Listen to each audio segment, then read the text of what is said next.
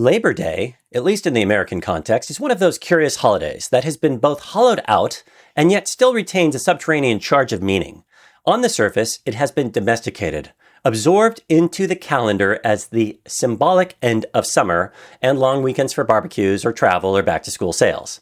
The American empire, as it so often does, has taken what was once a cry of resistance and repackaged it into an occasion for zombie consumerism. There used to be both labor sections and business sections in newspapers. Now they only have business sections. Also, we used to have newspapers. But if we peel back the veneer, we find the radical heart of Labor Day beating still. It was born out of struggle, the strikes, the marches, the martyrdom of working people who dared to demand that their lives not be consumed entirely by the hellfire furnace of pure capital. It is a holiday carved out of blood. A reminder that the 8-hour day, the weekend, the protections we take for granted were not gifts from benevolent rulers, but concessions wrestled from reluctant so-called masters who have skull faces from the film They Live Under Their Rubber Masks. Joke.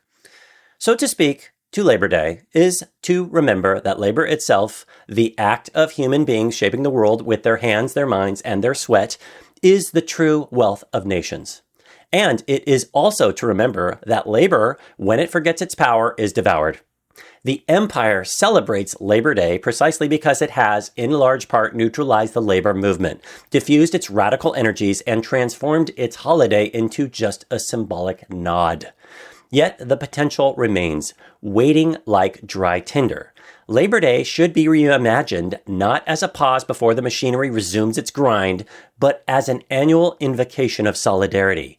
A day not merely to rest, but to remember and act on the leverage of the many against the few. To recall that no empire, however gilded, survives without the daily consent of workers.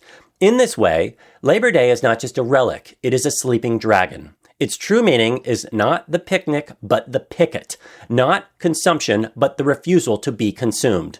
And the task for us, if we are to honor it honestly, is to awaken that dragon. To see Labor Day not as an end of summer sale, but as an annual reminder that the world is made and could very much be remade by the hands of those who labor.